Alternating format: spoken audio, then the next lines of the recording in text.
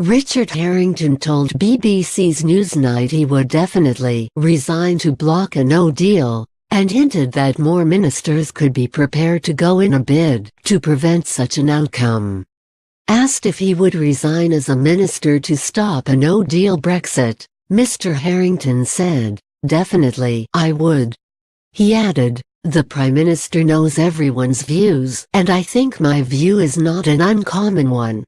But we fully support the Prime Minister's deal, and I think it will get through." Mr. Harrington's comments come after Justice Secretary David Gauke said he would find it very difficult to stay in government if it opted for a no-deal outcome, which the Treasury and Bank of England have warned could cause major disruption to the UK economy. Ministers will today face a fresh Commons showdown over the prospect of Britain leaving the EU without a deal, with Labour today set to back a cross-party bid to thwart the Treasury's planning for a no-deal Brexit. The opposition is poised to support a backbench amendment to the finance bill tabled by Yvette Cooper that would curb the government's tax powers unless it rules out going down that path.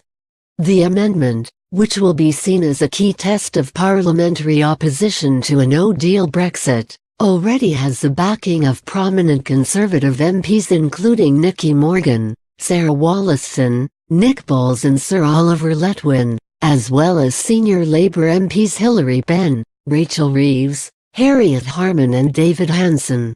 The amendment would mean that a clause in the finance bill designed to allow the government to collect taxes in the event of a no-deal Brexit could only kick in either if a Brexit deal is agreed, Article 50 is extended, or the Commons explicitly votes to back leaving the EU without a deal. Former Conservative leader Lord Hague has meanwhile hit back at claims by leading Brexiteer Boris Johnson that leaving without a deal is the closest to what people voted for when they went to the polls in the 2016 EU referendum. Writing in The Telegraph today, the Tory grandee urged his colleagues to have the humility and realism to acknowledge the risks of a no-deal exit. He said, "Tariffs would be applied immediately to goods traded between the UK and the EU, and a common-sense assumption would be that this would mean many higher prices or less business. The car industry relies on its components moving seamlessly across the channel. The supermarkets only have 1.5 days' supply in stock at any time. Millions of people on both sides would have their legal status and healthcare thrown into jeopardy. We would lose the ability to track criminals into the rest of Europe, and so on." A list like this soon becomes a long one. On Mr. Johnson's claim of a no-deal representing the closest form of Brexit to 2016 vote, Lord Hague said, "I seem to remember many assurances at that time that it would not be too difficult to reach a deal with the EU, and even that a trade deal with them would be the easiest ever negotiated. Major risks and uncertainty for businesses and families were not part of the promises presented to them."